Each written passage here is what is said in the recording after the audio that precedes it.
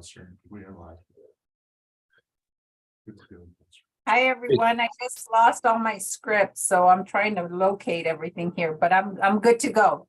I have the agenda in front of me. Okay, well, we are live. So I call this meeting to order. This is the Finance and Government Operations Committee of the City Council. All committee members are present today via Zoom. This is a remote or online meeting where all participants will be on a video or audio conference. Members of the public have the opportunity to address the committee if they have signed up for public comment per the rules published on the agenda and on our website Friday. We will call for the speakers when we get to the individual agenda item you signed up for.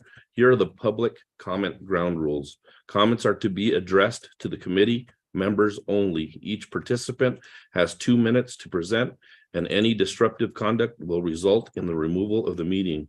We will now move to agenda item A, EC-214. That's going to be EC 214 FY 22 year-end department quarterly savings use report.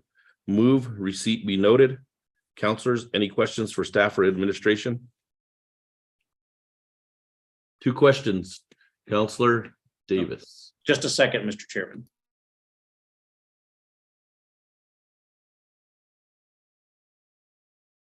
Sorry, just a second to your motion, Mr. Chairman. Oh, got it. Second. And is there anyone signed up for public comment? No. No one signed up for comment. Counselors, any questions or comments? Okay, need a vote. Counselor Bassan, Yes. Counselor Davis, Yes. Counselor Freebecorn, Yes. Counselor Pena, Counselor Pena. Yes, Thank you. Counselor Sanchez, Yes. that passes on a 5-0 vote. We'll now move to agenda item B, EC-216. EC 2-16 Metropolitan Redevelopment Agency 2022 annual report.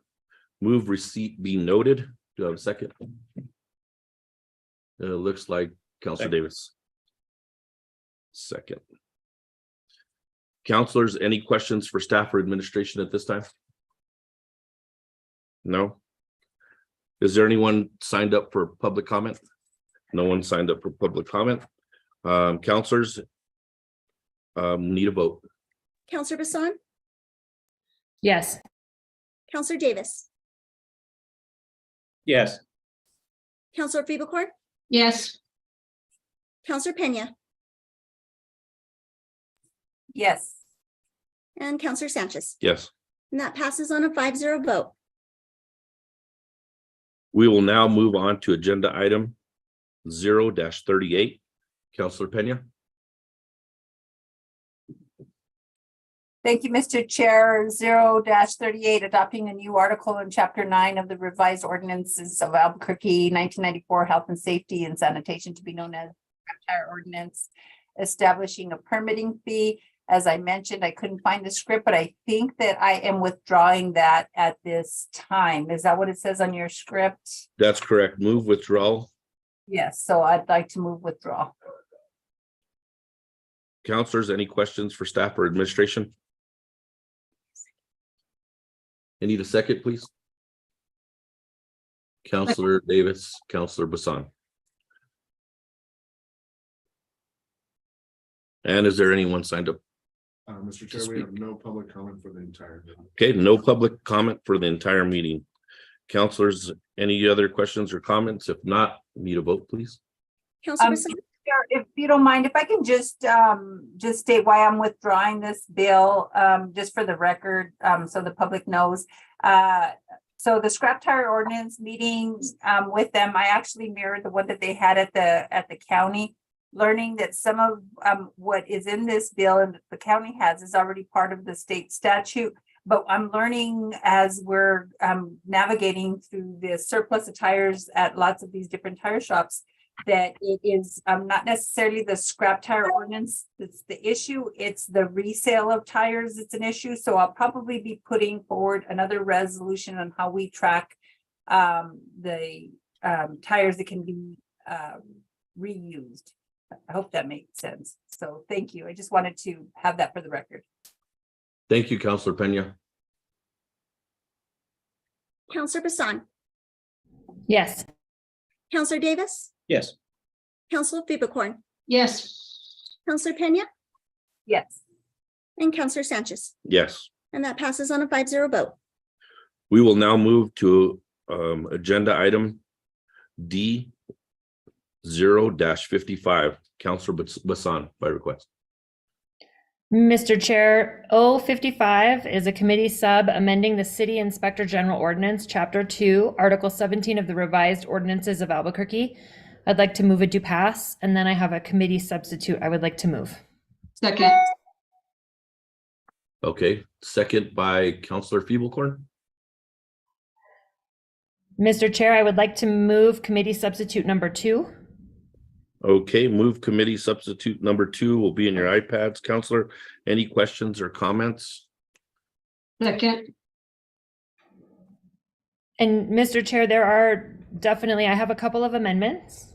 Okay, But also, just to tell everyone, I know that we've kind of talked about, for some of us that have been on this committee, we've been talking about it. The Inspector General has been working very closely with us, with our staff, and researching with the national AIG. So she's here to answer any questions. I encouraged her to be here so that she could answer some questions and really explain a lot of why she asked for quite a bit of the changes that were in this ordinance.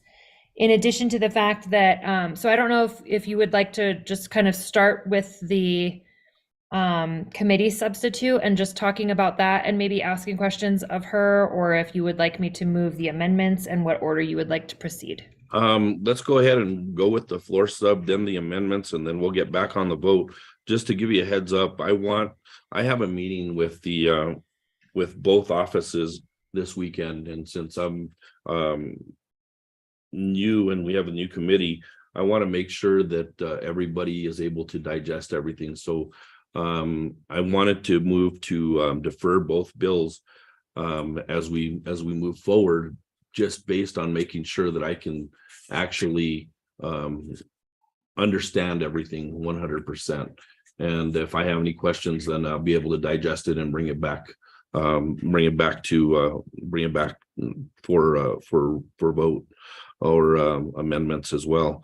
But I'd really like to go ahead and move the floor sub, and then let's go to the amendment, and then to the deferral. Okay, thank you, Mr. Chair. So I already, I did move the committee substitute, but I also have amendment number 1 that I would like to move on page 9, line 11, amend as follows.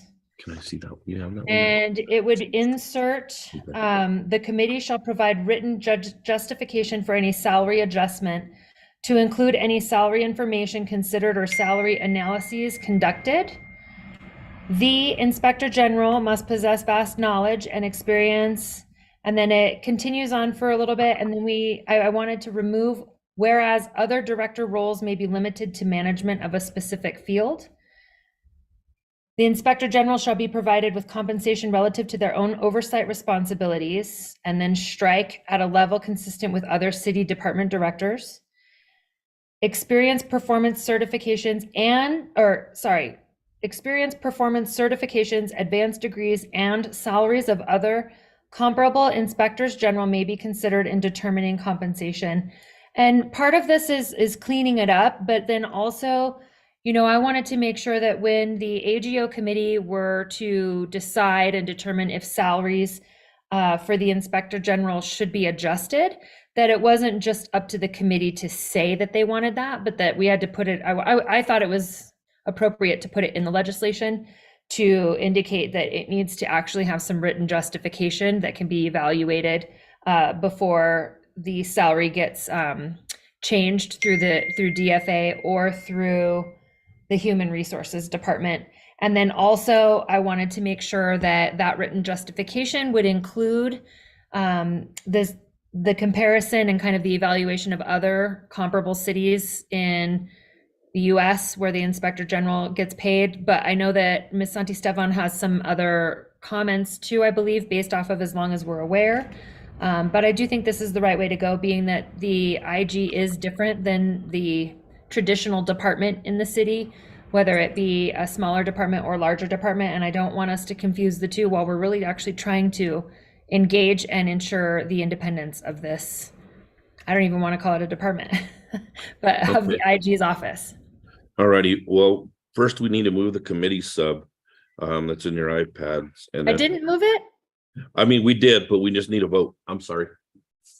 We need a vote. Okay. So, Counselor Bassan, Yes. Counselor Davis, Yes. Counselor Fubacorn, Yes. Counselor Pena, Yes. and Counselor Sanchez. yes. That passes on a 5-0 vote. Okay, now we're back on the amendment and we have, Mr. Chair, I would like to move amendment number 1. okay. Second. And the comments, is this where we need to get Mr. Chair? Yes, If you would like, Ms. Santisteban is here. If it is your, if it's within your approval, I think it would be really good to make sure that we specifically talk about only this amendment at this Okay. point in time, so that we can compartmentalize what exactly we're doing, and then we can move on to the next amendment. And then maybe any questions overall for the committee sub once we do or do not amend it. okay. Ms. Santisteban? Yes, thank you, Chairman. So with regard to this amendment, there's only a couple of things that I would like to point out. I would be remiss if I did not let you know that the reason we chose the wording that was selected in the original was because we were trying to ensure that there was no liability to the city. In my time here, we've actually encountered some events, the resulting Pinot lawsuit, where we have knowledge that there is disparity across departments, there's disparity across jobs. And I think that we selected that wording to ensure that there was not going to be disparity, even at the level, at any level, whether that be a lower level or even an unclassified level. I would be remiss, I think, if I did not state that there are departments, fewer departments headed by females. In our case, both IA and IG, they are headed by females, one being a woman of color. And I would hate to see, and I feel like it's my obligation and duty to call out the fact that we need to be watching out for the liability of the city as a whole. And so to make those consistent with other departments, we were trying to make it easier, one, for the city, just to make it consistent, again, with what's going on in our area and within the city. Secondly, I think that it's important to note that specifically with an Office of Inspector General, we're not designed the same way that other offices of Inspectors General are designed. Not that I'm proposing this or even pushing for it. Most IG offices are created where there is an IG that sits atop a Department of Internal or of Audit and a Department of Investigations. So now if we set this to other national offices of Inspector General, there's going to be a little bit more work that's going to have to be done, because we're going to have to go in there and we're going to have to identify what component goes to each, which component of salary, I guess, is going to go to each of those departments, right? Because you do have an IG who sits atop both of those divisions, but here we only have the two separate divisions. So it just creates a little bit more work, not that it's impossible to be done. So with that, I'm not opposed to the amendment change, just making sure that that is consistent and not necessarily taking out that language that identifies the responsibilities. I do want to point out that although there are many departments here and departments may have larger staff sizes than the IA and IG departments do, the responsibilities can be considered greater. We are responsible for, at least on the IG side, all of the city with the exception of APD. Therefore, that encompasses thousands and thousands of employees. It encompasses numerous laws, regulations, ordinances that we have to be abreast of, or at least know where to go find and how to apply. And so I think that those things should be taken into consideration when this piece of this amendment is addressed and when we're talking about compensation. And the same with IA. Mr. Chair. Thank you, Ms. Santisteban. Yes, Councilor Bassan. Mr. Chair, I would also, and thank you, Ms. Santisteban, will you also please, I just wonder where the administration stands on if they wanted to comment on this amendment before, and then if the councilors want to go ahead and ask questions as well. Yeah, I'd like to hear what the administration has to say as well. Thank you, Mr. Chair. I think she brings, you bring a valid point, Councilor Bassan. We need to look at it from a holistic point of view. I think there are two things here. One is that IG is comparing her job with fellow directors of the departments, and I wouldn't call IG's office as a department. It's an office, and I respectfully disagree that there is more responsibility compared to other departments. Some of the departments may have more than 1,000 employees during the summer, and you can't be comparing that salary with IG's office, which has staff of 4, including IG herself. That said, I'm not too sure. On one hand, you want to compare the IG salary with other cities' IGs, and also compare salaries with the department directors, which is not a good comparison. So we will have to find a balance. I also feel that the study of the IG's salary across the country should be done independently. It should not be done by IG. It should not be done by administration. Council can choose to do it independently through a contract, or we can assign someone. We would be happy to work with you to perform that study. So we know that, and while we do the study, we can also probably study how the IG's office is supervised in all those cities. Is it through council? Is it through administration? Is it through other committees? Or in some places, they could be elected officials also. So I think since we are going to look at the entire ordinance about IG, I think that these are the items that we should look at. I also feel that we need to have some checks and balances there. Everyone has checks and balances. The administration has the council. The council has the people of New Mexico, of Albuquerque. And the way we are proposing, I think it's almost like, there is no supervision here. And I think we need to hear from AGO also. What is their intent here? Have we invited them? We should invite them and provide the input directly to us. And if the councilors have questions for them, I think we should provide that an opportunity to the councilors. That is my recommendation. As far as the checks and balances, as we can see recently that HopeWorks audit had been contested by HopeWorks. They hired an independent forensic accountant to look at the audit report of the IG, and they disagreed with that. We forwarded that letter to IG, but we did not get any response as to whether they would be willing to work with that forensic accountant and clear any disagreement there might be. I'm neutral about the result of IG's report.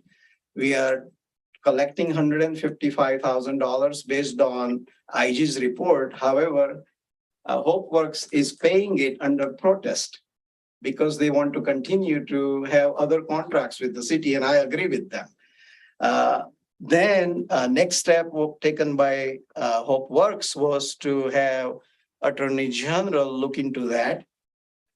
And we have forwarded that letter, which is the public letter, to IG. And I'm not too sure if IG intends to look at her own report, work papers in light of the forensic accountant's letter and attorney general's letter. So these are the matters which is concerning. We should have some sort of mechanism when there is a question about the validity of the report. There has to be some sort of steps where IG will have to review her own work and maybe provide assurance that I stand by this report. So I think I'm concerned about this lack of checks and balances. So those are the questions we should ask AGO. Have they discussed this with IG? What was the discussion? Is there anything? Are they asking IG to look at this again? I'm concerned about those things. I think this should be also included in these changes to ordinance. Thank you, sir.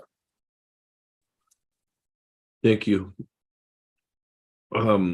Councilor Brisson, Ms. Santisteban, or Councilor Davis has a question. Thank you, Mr. Chair. I just want to follow up with Mr. Bhakta and the sponsor. I think the sponsor or the by request sponsor, but the members of this our committee happen to be Councilor Stevelcorn and Basad, who also sit on AGO, and that committee has worked on this and has some input. And I may be out of touch here or out of the loop on a thread somewhere, but Ms. Santisteban has mentioned a couple of things like the idea of merging IG and AG. Or making some of those comparisons, and that's a pretty structural change. We broke that up a few years ago, but if that's one of the conversations that need to be had, I think Mr. Bhakta has shown us that there's some communication issues between different departments and AGO and the administration and IG on how to facilitate data and information.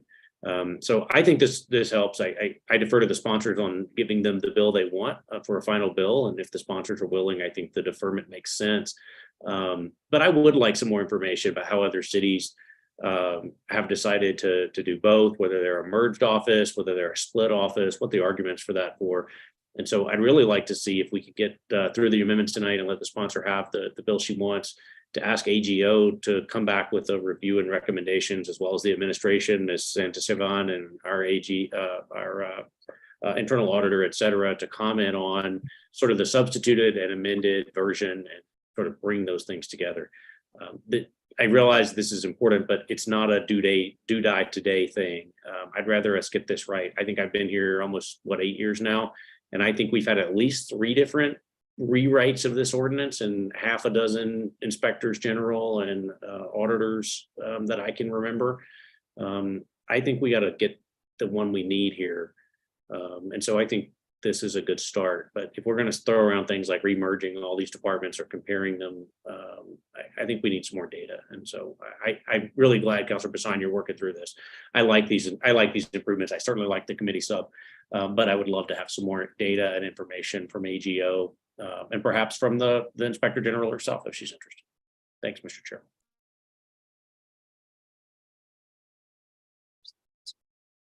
I'm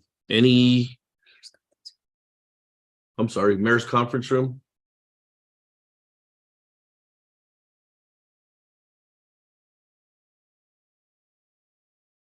Anything else from Mayor's Conference Room? Yeah, thank you, Mr. Chair. I forgot to mention one more point, which was about the craved out budget. So basically IG and internal audit is asking for budget, which would be percentage of the general fund Mr. budget. Chair, Mr. Bodka, can we wait to discuss that as we get to that part? Because right now I just don't want us to get confused between the amendment that we're currently on. Sure, thank you. If that's okay, thank you. Absolutely. Thank you, Mr. Chair. Sorry for the interruption. Oh, no problem. Thank you, Counselor. Okay, so we're back on the amendment. Counselors, if there's no further discussion, need a vote. Mr. Oh. Chair. Go ahead. I would like to hear, I guess, from my colleagues on FGO here. I mean, I think it would be wise to pass this amendment, but are are we on the right track that this might be a good idea to vote on? Because I don't want to screw it up. Oh, I understand. I understand. So you know are what? you- I'm just going to keep with it. Let's vote. Let's vote on this amendment, please. Thank you. Sorry. Counselor Bassan, Yes. Counselor Davis, Yes. Counselor Feeblecorn, yes, Counselor Pena, Yes. Counselor Sanchez. Yes. Passes on a 5-0 vote. Okay, Amendment 2. Counselors in your iPad, Amendment 2. Mr. Chair, Counselor Bassan. Mr. Chair, you had indicated that you were going to make a motion for deferral, and so to avoid some Right. confusion and to allow more time, I think that I'm just going to wait to move this amendment. Okay, I would like to move for deferral, so if I can get move for deferral to next FGO meeting, February 13th, 2023. Counselors, any questions or comments at this time? Second? Second. Okay, Counselor Bassan. And I need a vote. Counselor Bassan, Yes. Counselor Davis, Yes on deferral. Counselor Feeblecorn, yes, Counselor Pena, Yes. Counselor Sanchez. Yes. And that passes on a 5-0 vote. Okay, we will now move to agenda item E 0-56. Counselor Bassan. Mr. Chair, O56, Committee Substitute amending the Accountability and Government Oversight, Chapter 2, Article 10 of the Revised Ordinances of Albuquerque. I move it to pass. second, Second by Counselor Feeblecorn. And counselors, any questions for staff or administration? Mr. Chair, I would like to Yes, move. Counselor. I would like to move committee substitute.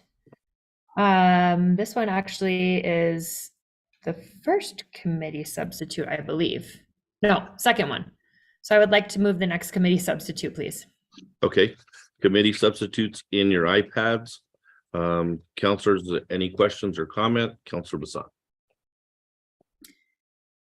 You know what, Mr. Chair, being that I'm reading what I'm reading here, I think that I will just move the committee substitute. Is it your intention to probably defer this one as well? That's correct, ma'am. Okay, Mr. Chair, I would just like to go ahead and move the committee substitute. And no, sorry, I would like to defer till the February 13th FGO meeting, please. Okay. Counselor Bassan moving to defer, and do I have a second? Do you want to second it, Mr. Chair, since I kind I'll of stole second your it. motion? Yes, I'll second. My it. apologies. Thank you. Thank you. Second. And we need a vote. for Counselor deferral. Bassan, Yes. Counselor Davis, Yes. Counselor Feeblecorn, yes, Counselor Pena, Yes. Counselor Sanchez. Yes. And that passes on a 5-0 vote. Okay, we'll be seeing that one in February 13th. We now move to agenda item F 0-59. Counselor Feeblecorn. thank you, Mr. President. This is O59, adopting a new article in Chapter 13 of the revised ordinances, business and occupations, to be known as the residential rental permit ordinance, establishing a permit requirement and permitting fee. Mr. Chair, I've been in a lot of meetings with a lot of folks on this bill. We are still working on some revisions, so I would like to move a deferral to the next FGO meeting, which is February 13th. Okay, Counselor Feeblecorn moved to deferral. Do I have a second? Counselor Bassan, and I need a vote. Counselor Bassan, Yes. Counselor Davis, Yes. Counselor Feeblecorn, Yes, Counselor Pena, Yes. Counselor Sanchez. Yes. That passes on a 5-0 vote. We'll now move to agenda item G 0-60. Counselor Feeblecorn. Thank you, Mr. Chair. This is 060, adopting a new article in Chapter 11 of the revised ordinances of Albuquerque to be known as the Residential Tenant Protection Ordinance. Along with my previous bill, this has been the focus of many meetings. We are still working on revisions to this one as well. I want to thank all the public that's provided such great information and suggestions. So I will move a deferral to the next FGO meeting, which is February 13th. Thank you, Counselor Feeblecorn. Do I have a second? Counselor Bassan, second. Counselors, any questions or comments? If not, we'll go to a vote. Counselor Bassan, Yes. Counselor Davis, Yes. Counselor Feeblecorn, Yes. Counselor Pena, Yes. Counselor Sanchez, Yes, and that passes on a 5-0 vote. we will now move on to agenda item H 0-61. Counselor Bassan for Counselor Grout. Mr. Chair, 061 is sponsored by Counselor Grout and is adopting a new article in Chapter 13 of the revised ordinances of Albuquerque 1994 to be known as the Secondhand Catalytic Converter Purchase Ordinance. I move it do pass. Counselors, any questions or comments? Oh, I need a second. I'm sorry. Counselor Davis. And counselors, any questions for staff? Administration. Mr. Chair, I do have an amendment for Counselor Grout as well. Okay. I think I have a question from Counselor Davis. Yeah, we can do whichever first, but Mr. President, if the administration could help us, I had a chance to talk with the sponsor this afternoon, and whatever we have to do here, I realize we're navigating between RLD and our authority, and I think this is well worth it. But if APD could help us before this matter comes to council by providing us with some data on the numbers of catalytic converters that have been reported stolen in the last whatever's convenient data. I think we're trying to demonstrate what the scope of the problem is in spite of state regulation, so that we can demonstrate the purpose here. Obviously, I think the public's going to be all on board with this, but we were looking for some more of that data, and the sponsor asked if we could get that. Mayor's conference room. Hi, this is Deputy Chief JJ Griego with APD. I'll get that data. I'll get it for a couple different timeframes to show the need for the legislation. Thanks, Chief. Sure. Thank you, Chief. Counselor Feeblecorn.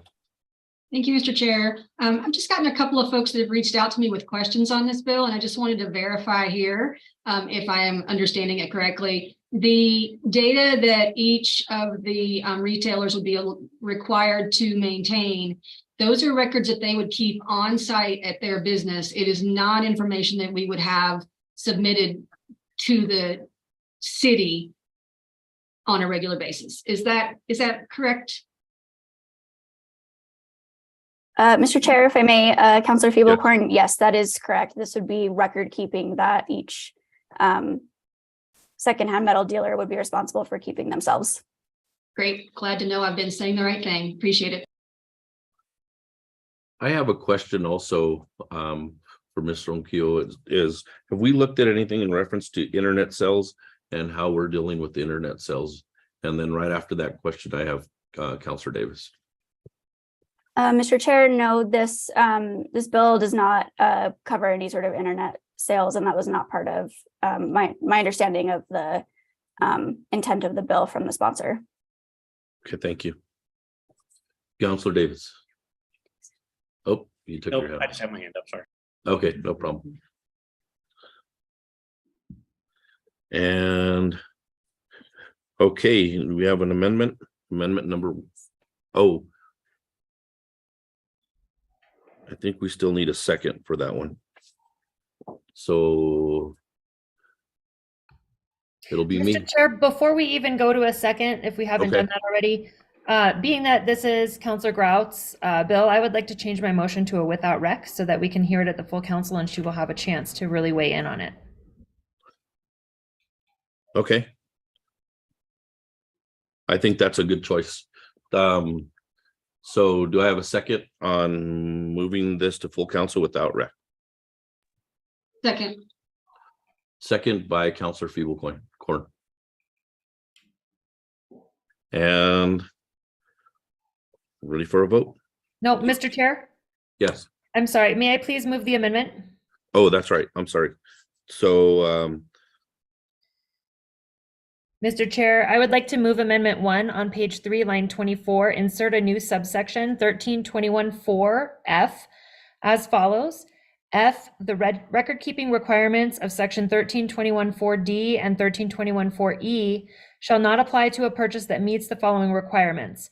1, the seller of the secondhand catalytic converter is an automotive recycler licensed by the state of New Mexico pursuant to NMSA 1978, section 66411A, who manages its inventory of secondhand catalytic converters using a stock numbering system.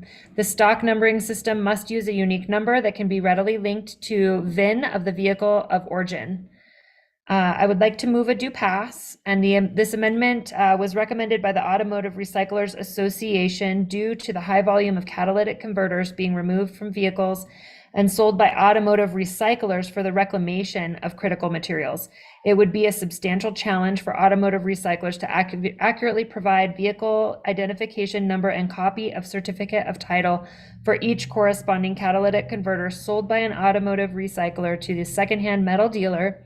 Therefore, the ARA recommended that that the ordinance be amended and strengthened by taking advantage of automotive recyclers' existing business practice of applying a stock number traceable to a VIN. thank you, Councilor Bassan. I just have a comment on this one. Being a retired law enforcement officer, it's nice that it's tied to a VIN, and you can definitely be able to track these catalytic converters that way, be able to follow up with whoever the owner is, and possibly make it a lot harder for these individuals to even be dealing with the catalytic converters within the city. So I like the amendment. And Councilor Feeblecorn.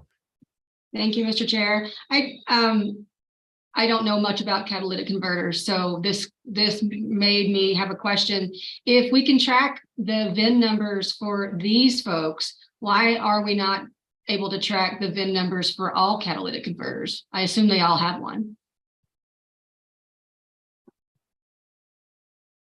Mr. Chair, if I may, Councilor Feeblecorn, I believe that oftentimes when stolen catalytic converters are sold, they're detached from a vehicle and there's no sort of engraving of a VIN on that item. And so it's not possible to trace back where the stolen catalytic converter came from. It's just a part without any other information on it.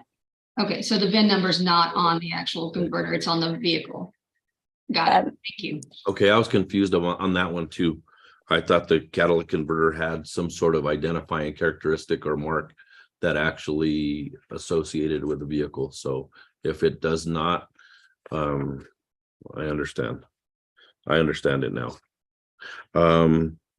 Councilors, moving amendment number 1, and I need a vote. Mr. Chair, I don't know if you got a second. Did I get a second? I'll be the second.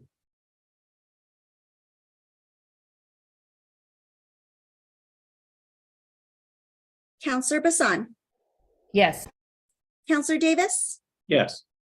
Counselor Feeblecorn, Yes, Counselor Pena, Yes. Counselor Sanchez, Yes. and that passes on a 5-0 vote. Okay, back on the bill.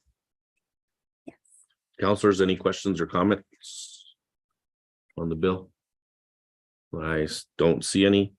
And councilors, are you ready for a vote? So we're voting on without recommendation to the To full the full council council. as amended.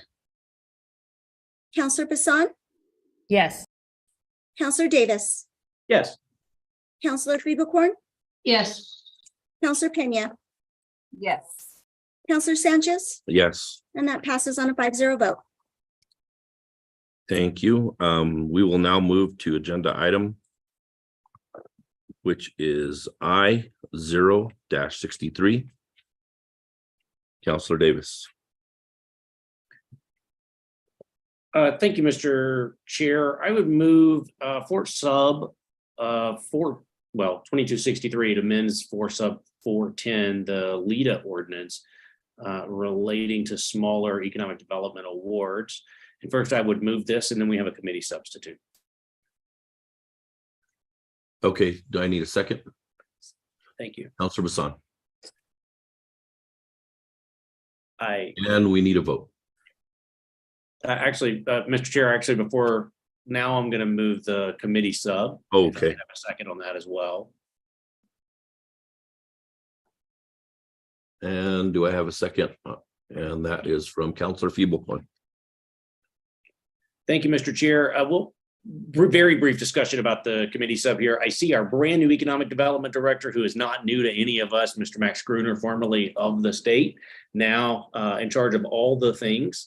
And Mr. Chris Chavez from our economic development department here as well as our technical experts. Mr. Chair, this is an item that Mr. Gruner and I have been working on for quite some time now, which seems like a pretty small thing, but it's taken some time to move through the process. This essentially allows us to use our economic development, our LEDA funds to support smaller businesses. It removes some of the bureaucratic paperwork that previously required us to extend to only make LEDA funds, economic development funds for businesses, large businesses over long periods of time. Mr. Gruner brought us this idea from the state as a way to support our smaller businesses who are growing and expanding. And I think it's a great idea. We've not had a problem applying our LEDA funds appropriately and helping these businesses. And this will just help folks earlier in that stream to help get started. And nothing could be better than us supporting our local businesses who want to grow jobs and bring us more money. But if the chair would mind, I'd love for Mr. Gruner just to be able to weigh in, or Mr. Chavez very briefly, if they would be okay on behalf of the administration.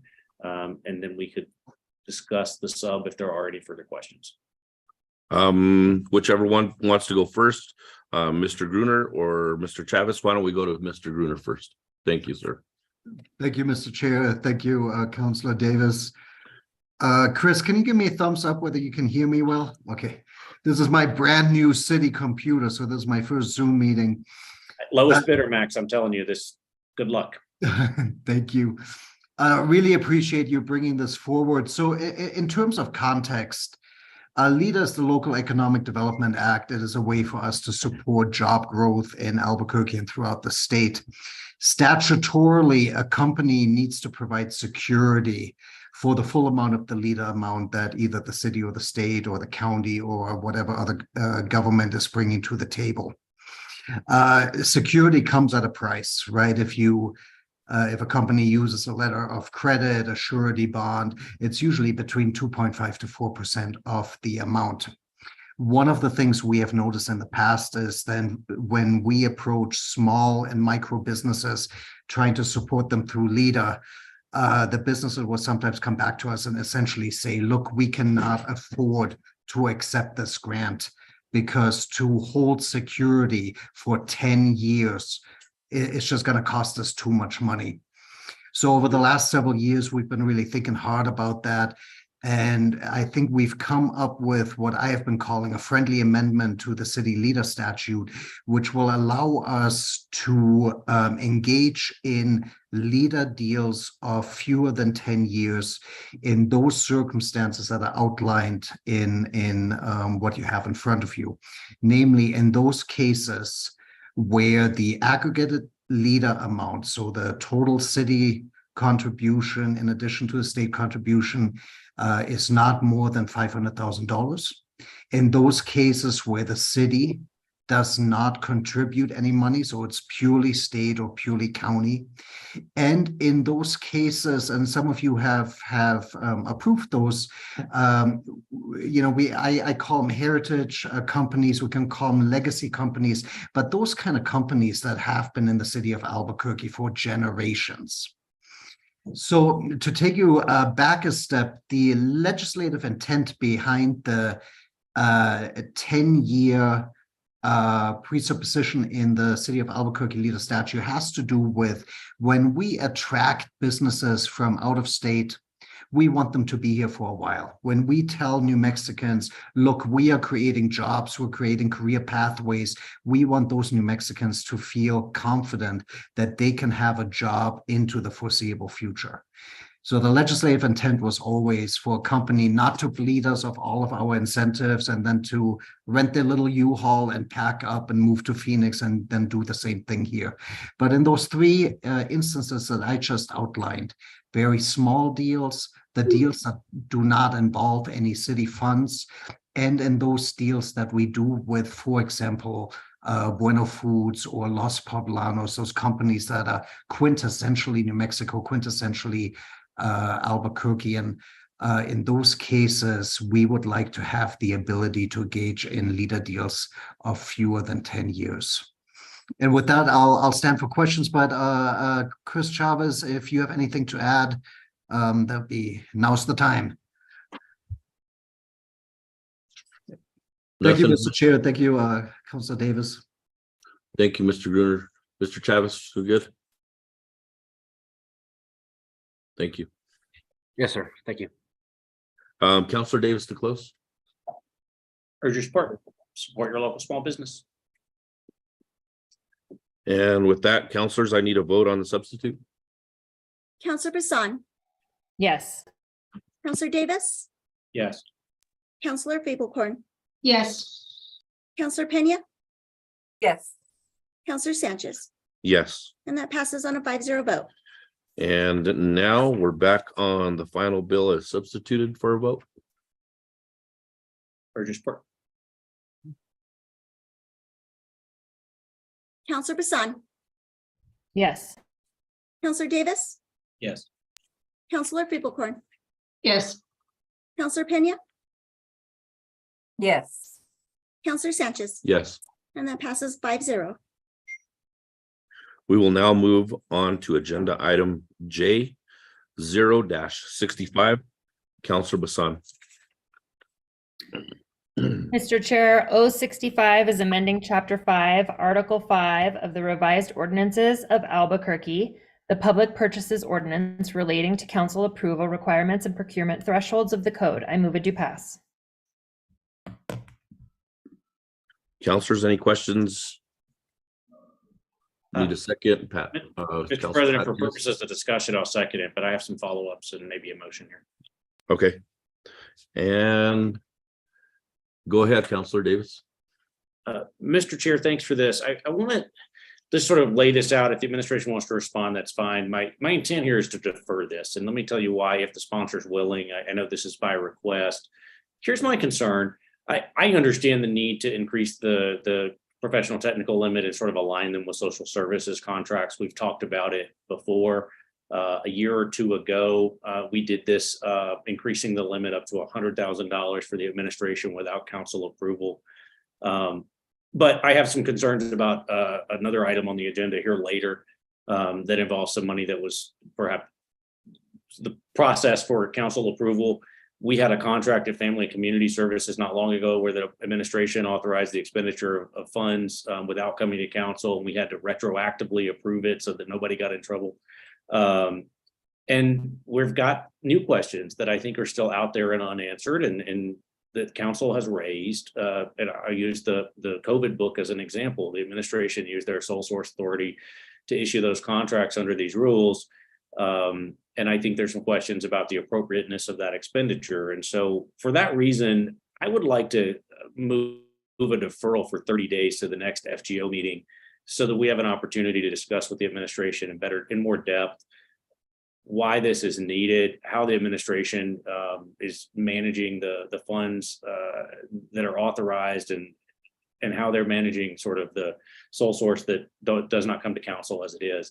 Again, in a big budget, these are small things. I don't think there's any malfeasance here. I don't think there's any intent to do wrong, but some of those processes don't work well. We're still struggling to deal with the personnel to operating expenditure swap overs and get those reports in a timely manner. So I just think there's some things we need to do here. And I think it's important that the council withhold its sort of blessing of increasing that sole source limit until we can address the outstanding concerns under the current limit.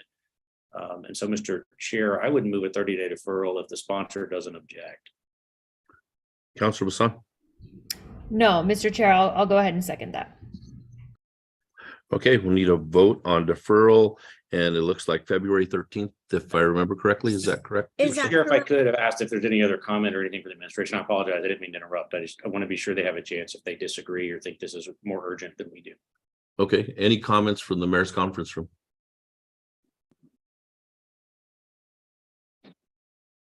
Mr. Chair, no, we don't have any comment. Thank you. Okay, thank you.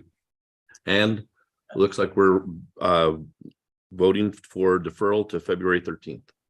The second, I think I did have a Mr. second. Chair, Mr. Chair, I got to note that 30 days would be an if needed FGO date. Is that? That would be correct. Is So that we what you're wanna- wanting? Do we want to just modify this to the next meeting of FGO, whenever that is, so we don't have to have a special meeting for this one bill? Unless the chair really wants to. So that would be February 13th. Is that the next meeting? Mhm. Okay, so February apologize. 13th is the next meeting, so it'll be deferred to February 13th. And I'm ready for the vote. Counselor Bassan, Yes. Counselor Davis. Yes. Counselor Finkelkorn, Yes. Counselor Pena, Yes. Counselor Sanchez, Yes. and that passes on a 5-0 vote. And we will now move on to agenda item K 0-66. Counselor Pena. Thank you, Mr. Chair. 066 is amending the boards, commissions, and committees ordinance, chapter 2, article 6 of the revised ordinances of Albuquerque to provide for remote and hybrid meetings. I would move do pass. And looks like we have a second from Counselor Feeblecorn. And any questions or comments from staff or administration? Seeing none, we'll go to a vote. Counselor Bassan, Yes. Counselor Davis, Yes. Counselor Finkelkorn, Yes. Counselor Pena, Yes. Counselor Sanchez, Yes. passes on a 5-0 vote. We will now move on to agenda item LR 54. That's mine. R54, directing the solid waste department to develop a process for the retrieval, return, and disposal of abandoned shopping carts, making an appropriation to fund a contract to administer the abandoned shopping cart program. I move a deferral to April 10th, 2023. Any questions or comments? Got a second from Counselor Davis.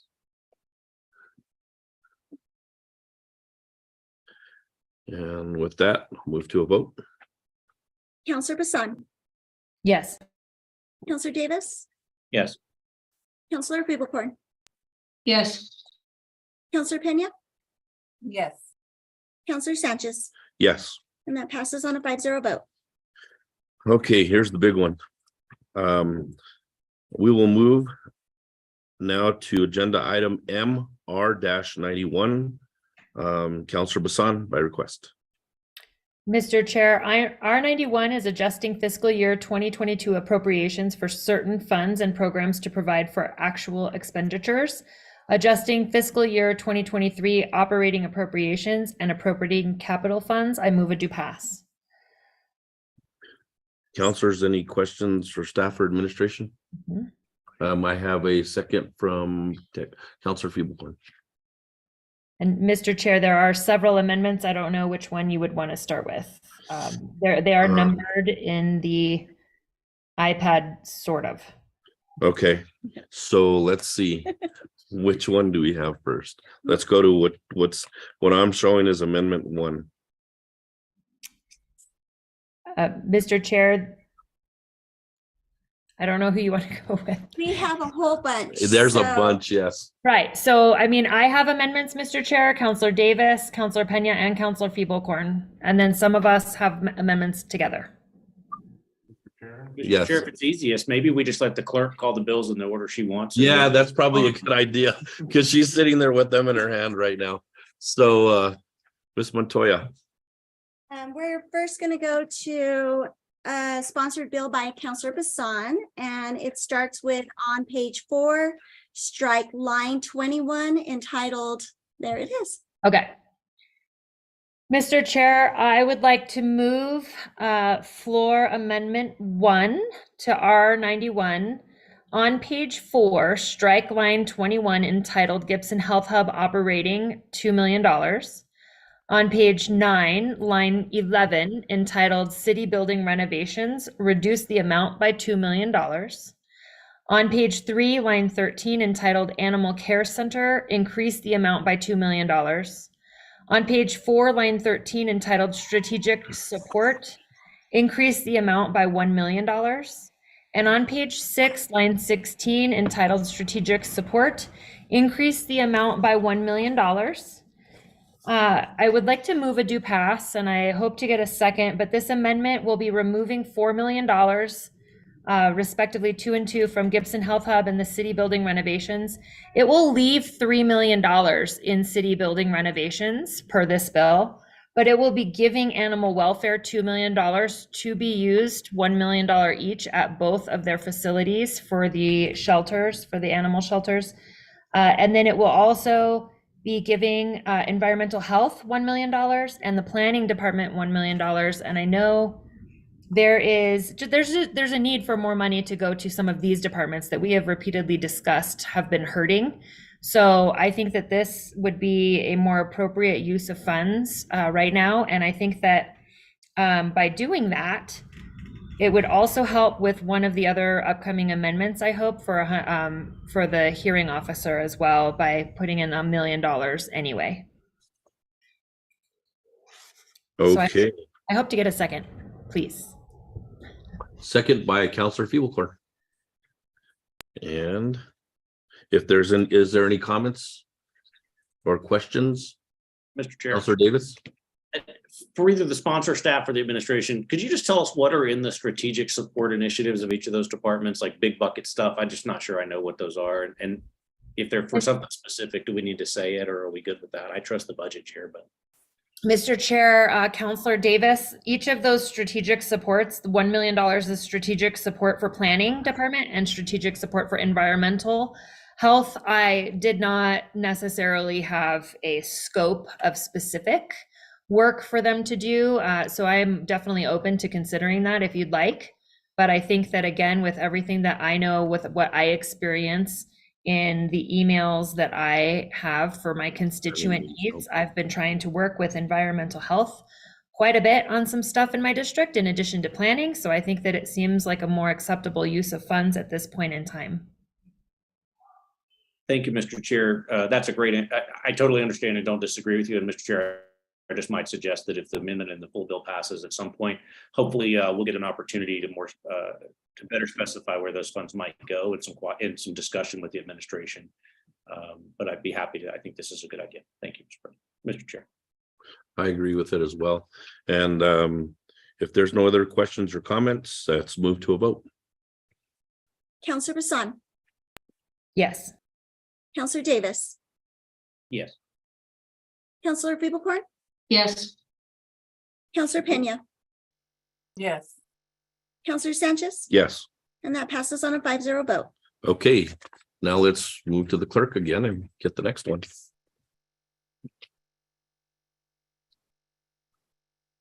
Mr. Chair, I would like to move amendment number 2 to R91 on page 2 after line 7, insert the following. Parking facilities operating fund will have municipal development department parking services increased by $168,000. And on page 2 after line 16, insert the following for fleet management fund, finance and administrative services department fleet management increased by $952,000. I'll read the explanation, but also will say this is by request. So if we have questions of the administration, I would definitely be welcome to those. The amendment is a technical adjustment to increase FY22 appropriation to the parking facilities operating fund, parking services program by $168,000, and fleet management fund fleet management program by $952,000 to ensure sufficient appropriation is allocated for expenditures above the current FY22 appropriation that corresponds to the increase in revenue collections for each fund. The additional appropriations of both will be funded from available fund balance derived from FY22 revenue. Thank you, Councilor Bassan. And I need a second.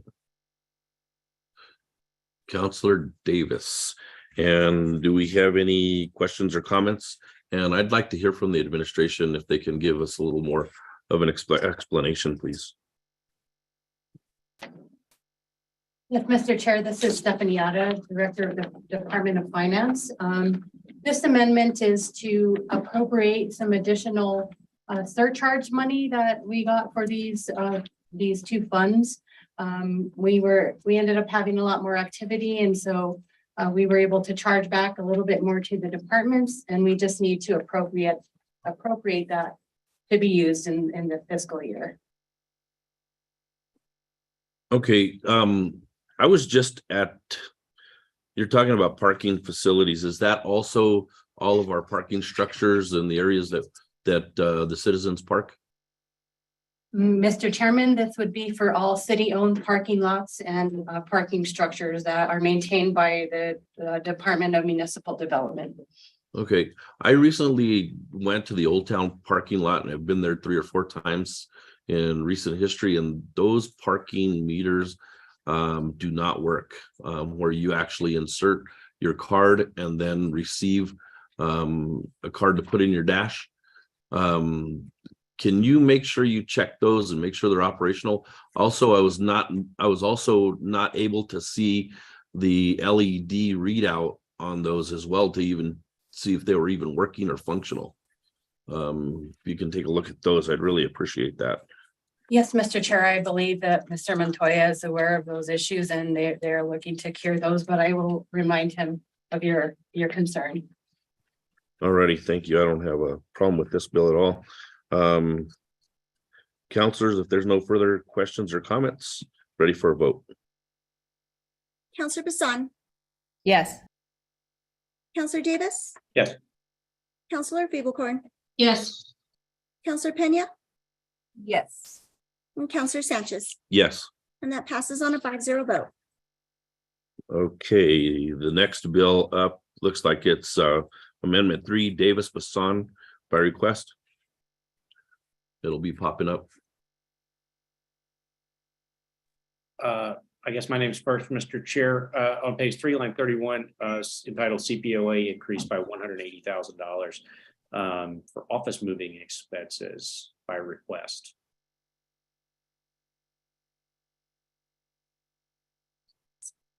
Okay, need a second, and I think it was Councilor Bassan. Any questions or comments?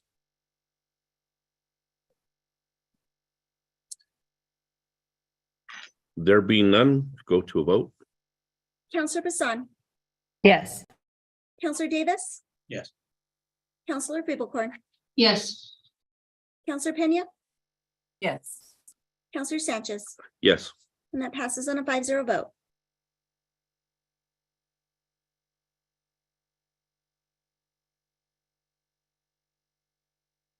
Thank you, Ms. Montoya. Okay, amendment number 4, also in your iPads. Counselor Pena by request. And I need a second. What is it? Oh, Sorry.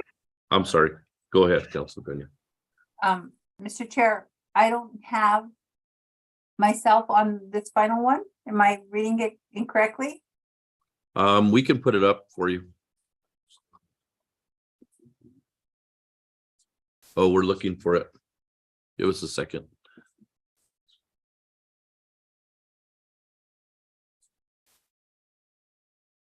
Mr. Chair, I can read it. Yeah, Counselor if you Pena. would, please. Okay, it's number 1 on page 6, line 16, entitled Strategic Support, increase the amount by 160,000. Explanation: this amendment is to increase planning department's budget by 160,000 for the purposes of funding a development hearing officer contract as noted in EC-22-198. Funding for this contract and services was not funded in FY23. The contract for these services will last through 2005 or 2005 and will cost 160,000 per year. Do I have a second? And it looks like Councilor Bassan. Mr. Chair, and I have a question. And is there any question or comments? And yes, Go ahead, Counselor Bassan. Mr. Chair, thank you. So I will be not voting in favor of this, being that we just passed the other amendment earlier, giving planning department an additional $1 million. So I think that they should be able to use part of that to use as the payment for the development hearing officer. I have to say that's a good call. Mr. Chair, I wonder, is that Director Varela I see in the conference room? I just wonder if Hear we from could ask Mr. his, Varela. yeah, ask what we're doing with. If Mr. that Varela, go ahead. Covers it, or what do we need to do here? Yes, and Chairman Sanchez and Councilor Bassan, Councilor Davis, we certainly don't need both of those. If the $1 million were to come to us, then we would be using some of that. Currently for this year, we've absorbed what we are predicting to be the required money for the development hearing officer. And you are right, it wasn't budgeted. We did get the position up and running. They had their first hearing last 2 weeks ago. And so we could use it from the $1 million. I do have one comment on that though, and I'm not one to turn away an appropriation, and I don't know really the history on the million, but I had the pleasure today of taking a tour of the Gibson Health Hub and seeing all of the renovations going on, and that is going to be a fantastic program over there.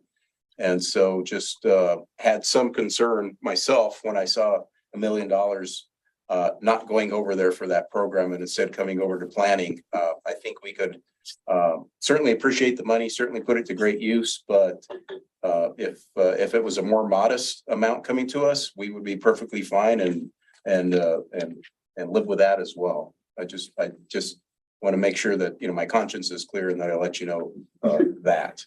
Thank you. Counselor Bassan, did you want to go ahead and or Counselor Penny, I'm sorry. Did you want to go ahead and vote, or did you want to go ahead and remove it? Mr. Chair, Or would you like to keep it I going? move it based on that First Amendment. I think what they did was, and I apologize, I kind of reflecting, I didn't realize about the amendment, but they did talk to me about it. I guess it was just because the resolution or amendment from before wasn't funded. So I mean, according to, I'm not sure where that $1 million is going and what's going to be used for. Is it already, if there was some, so if it can be used for that, I'm fine with withdrawing, but if not, I mean, this amendment just makes sure that we're able to pay for that position. So is the $1 million already accounted for? I'm not sure, but. Mr. Chair? Yes, Counselor Bassan. So I'm certainly not going to make Director Varela say that it's accounted for. I put that in there because I know that I work with planning and I ask many things of them. I need plenty of things in my district, and I hear from the council all the time about how they need things in their district when it comes to different enforcement issues and whatnot. So I think that, you know, and development and like there's a whole list of things that I think planning could do with it, and it would be at this point beneficial, in my opinion, to be able to put that funding towards planning, so that hopefully we will see a difference, so that my constituents will be able to recognize that we are doing some of that. So I put it in there, and I would hope that planning would make sure that they would use it accordingly. If it's the council's will to make any further amendments to change that up, then so be it. But it was not at any directive of anyone other than myself, based off of what I thought was valuable and justifiable. Thank you, Mr. Chair. Thank you, Councilor Bassan, for that explanation. I mean, I would move it forward just for the sake of, they have $1 million plus one, whatever it is, 160 through this amendment, because as I do agree with what you said. I mean, we have lots of needs in different departments and lots of requests. So this would just give him the $1 million plus. So either way, I'd urge your support. Okay, then if there's not any more comments or questions, we'll go to a vote. Counselor Bassan, No. Counselor Davis, Yes, ma'am. I think let's do this and then come back and figure this out whenever the final bill is ready to go. So yes. Counselor Feeblecorn, Yes. Counselor Pena, Yes. Counselor Sanchez, Yes. And that passes on a 4-1 vote. Okay, now we are on. Is it number 4 or 5? Okay, Amendment 5. And this one is Counselor Davis. Mr. Chairman, this may be everyone's favorite amendment of the day. This is from Mr. Melendez and our staff. Recommended that we increase the council services budget by $150,000 to buy an AV system that works, so people quit yelling at us on Zoom and YouTube, and so I urge your support.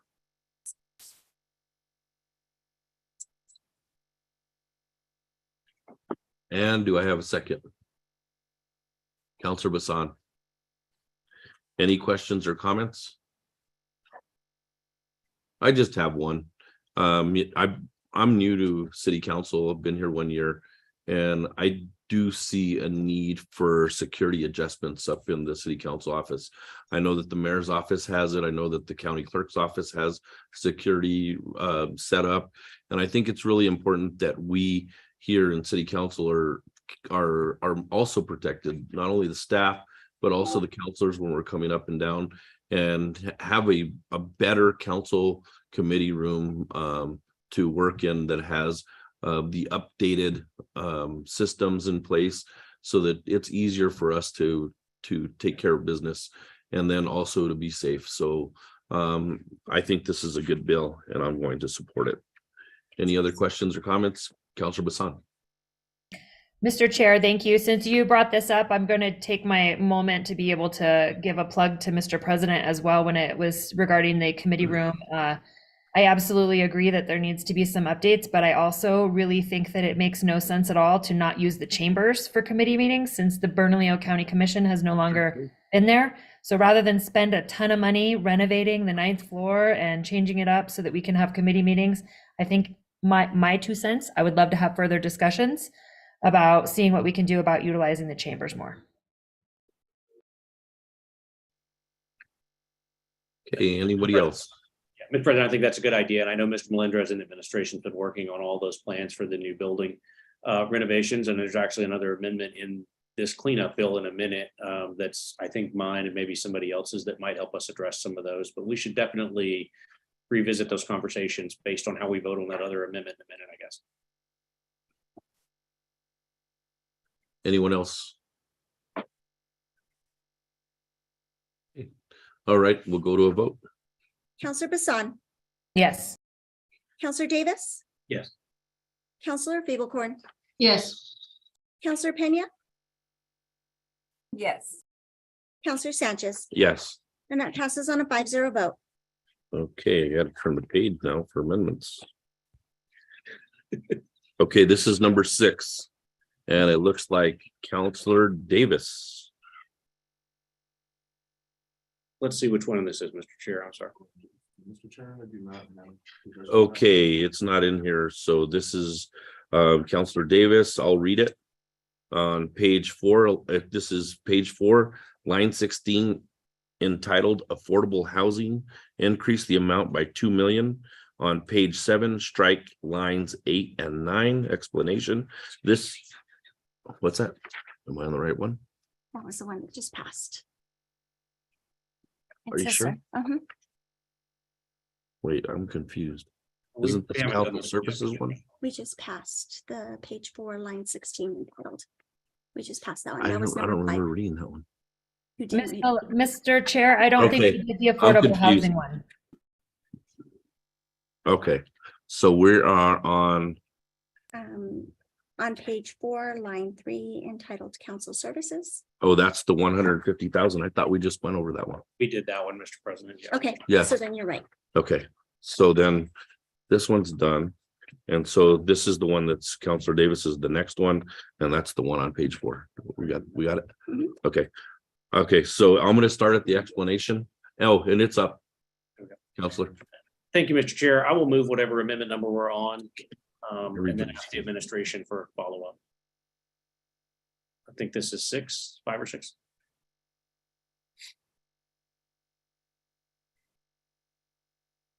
Mr. Chair, if I may, I want to ask the administration a brief follow-up. I think I see Director Pierce and Mr. Bacta and I had a chance to visit on this earlier today.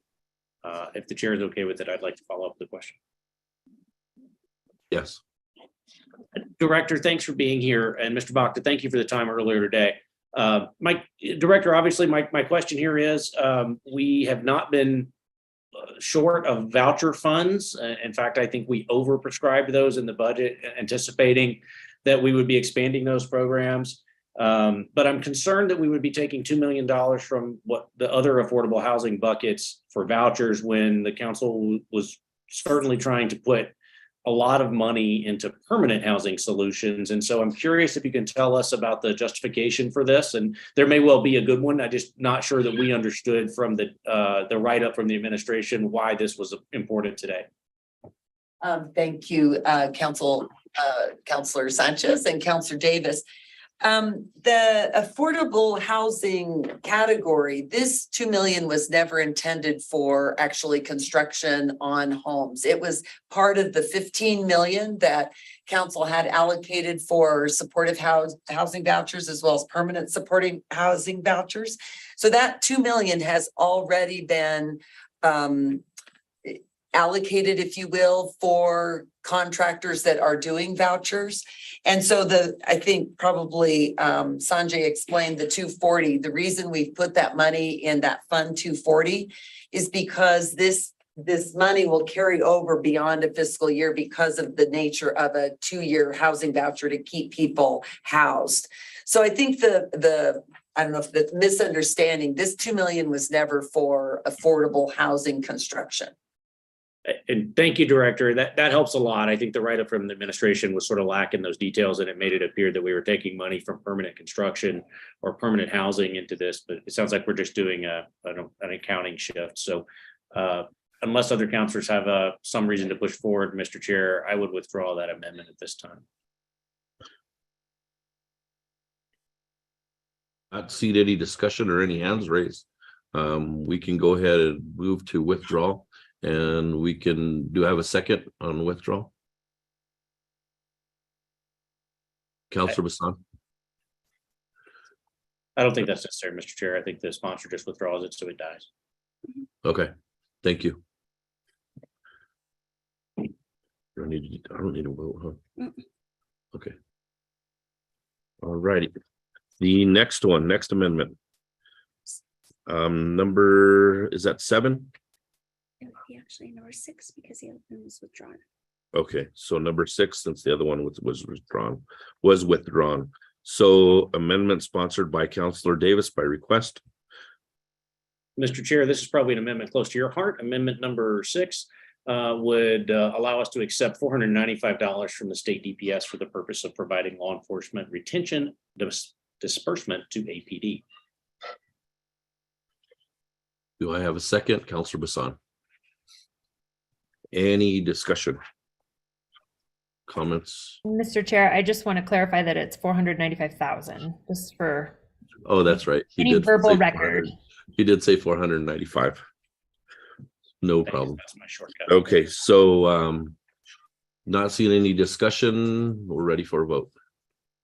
Councilor Bassan, Yes. Councilor Davis, Yes. Councilor Feeblecorn, Yes. Councilor Pena, Yes. Councilor Sanchez, Yes. and that passes on a 5-0 vote. Okay, now we're on amendment 7.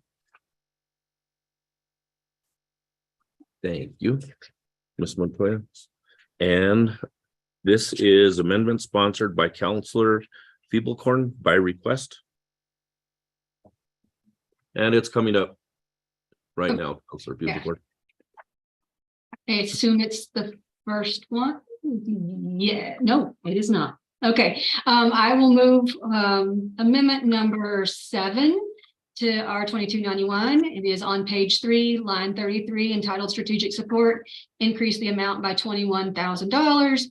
This amendment appropriates a $21,000 contribution from the ABQ Foundation for additional ACS client support. Do I have a second? Councilor Davis. Any discussion or comments? Seeing none, we'll go to a vote. Councilor Bassan, Yes. Councilor Davis, Yes. Councilor Feeblecorn, Yes. Counselor Pena? Counselor Pena? Yes. Counselor Sanchez? Yes. That passes on a 5-0 vote. Now it looks like we're on Amendment 8 in your iPads. Thank you, Ms. McNair. An amendment sponsored by Counselor Feeblecorn by request, and it should be popping up any minute. It's showing the old one, but I can just start. Okay. with it. 1 second, it's coming up. Okay.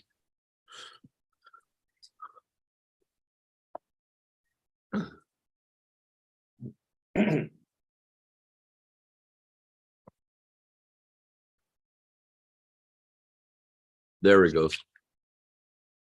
Mr. Chair, we're not seeing anything. There we go. Okay. I will move committee amendment number 8. And that is on number 1 on page 6 on line 8 entitled Parks Management, decrease the amount by 500,000. On page 6 on line 10 entitled Strategic Support, decrease the amount by 700,000. On page 6 on line 12 entitled Capital Acquisition Fund, increase the amount by 1,200,000. And on page 9 after line 16, insert the following: USS Albuquerque Sale Project, transfer from Fund 110, 700,000. Urban Tree Canopy Grant Program, transfer from Fund 110, 500,000. The purpose of this is just to take out the money for the Urban Tree Canopy / Neighborhoods Tree Program and the USS Albuquerque Sale Project from funds where it would need to be expended very quickly to a longer term fund so that we can actually expend those funds when they are needed.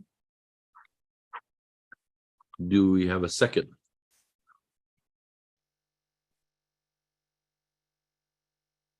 Second. Counselor Davis. And do we have any questions or comments, counselors? Counselor Bassan. Mr. Chair, just so you know, I just kind of lost my internet, so I hope that I stick around for you all, but and for myself. But I do have just what's the update? Do we have an update on the USS sale? And I mean, I just am curious. Mr. Chair, I'll turn it over to the mayor's conference room for that answer. Mr. Chair, this is Kevin Soroso, Chief Operations Officer.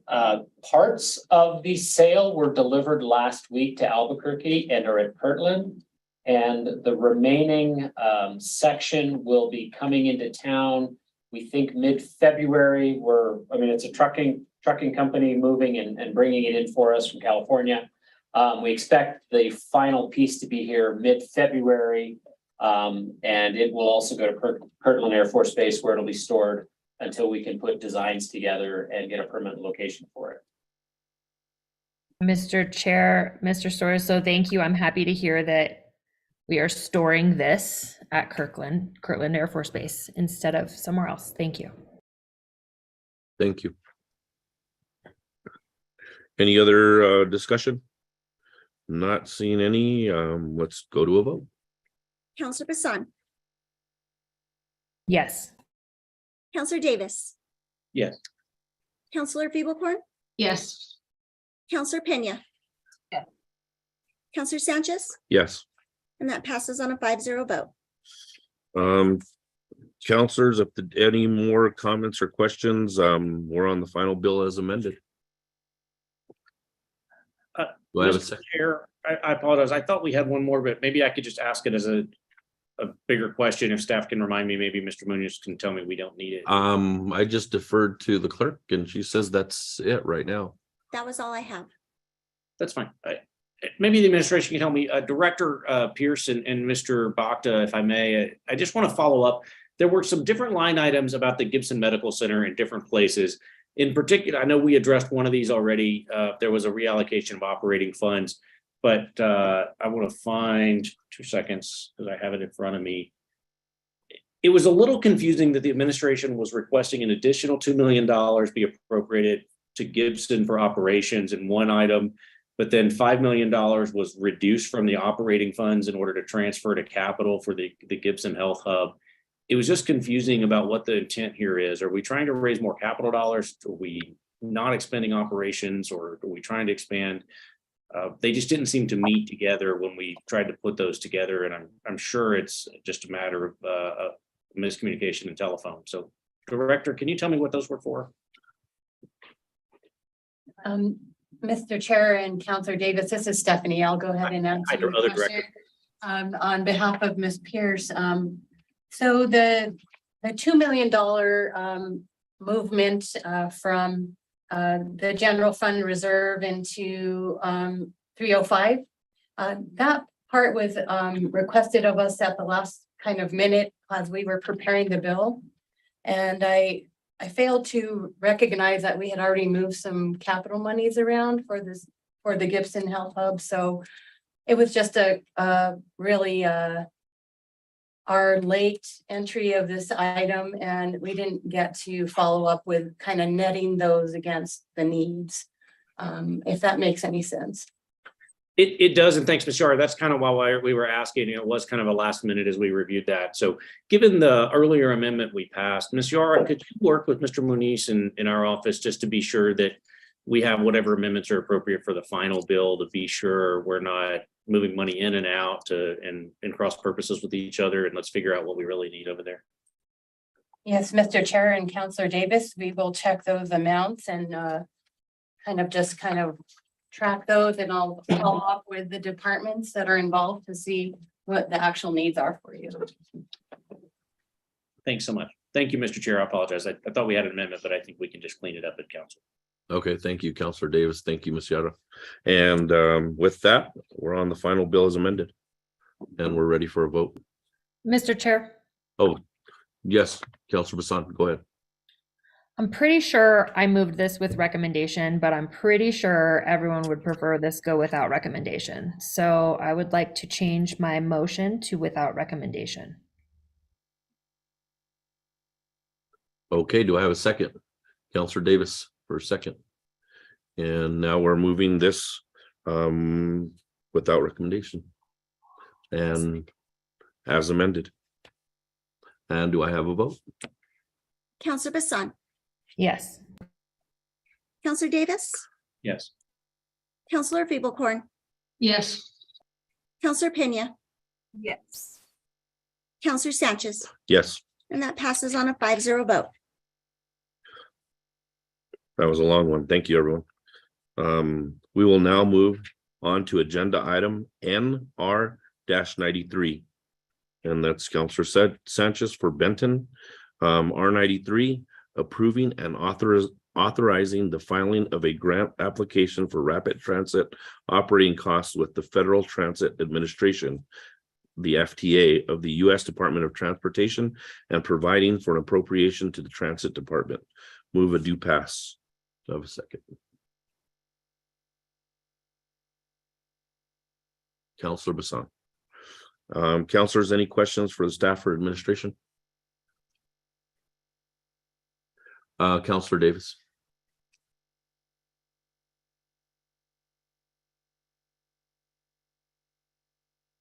Go ahead, Counselor Davis. Oh, you're muted. Mr. Chair, I want to clarify here. Is this an appropriation for I see Mr. Minicucci here. Is this an appropriation to operate ART, and haven't we been using something like this already? Mr. Chair, what I can do is refer you to Ms. Keener, who I believe has been briefed on this, but prior to the meeting, but my understanding is that it's an appropriation, what they call Congestion Management and Air Quality Corporation. Yeah. And it's under the Federal Transportation Act. And it's one of two that the city received to operate the ART from its initially opened up until now. And so this would be the second grant. And it's for my understanding, talking to the Finance Department Transit Day, it's for it'll operate the grant or operate the ART for 18 months. And this is the second grant. And I think the question was that they said this would that this grant will finish up its 18-month term. When we asked clarification on the term coming, I believe at the end of this fiscal year in June. Thank you, Mr. Minicucci. Mr. Chair, I think that is the question. And Ms. Keener, I know this was some predate. Can you help us here? plain, again, that could be miscommunication, but plain reading of this says that the grant actually began almost a year ago. We're just not getting around to approving it. Is that right? Or is there some paperwork shuffle here that needs to happen? Council Chair, Councilor Davis, yes, that is correct. We could have made an application for it sooner, so this is kind of cleaning that up. It is a grant, one of two that lasts us for 3 years for operations for arts, so salaries and operating expenses that will just get us through the end of this fiscal year. And at that point, then it will go on to the transit operating fund.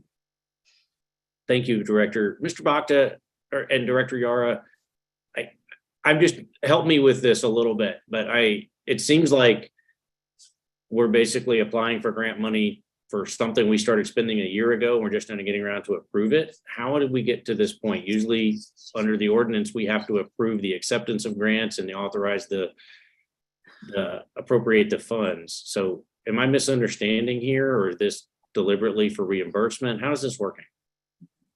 Mr. Chair and Councilor Davis, this is Stephanie.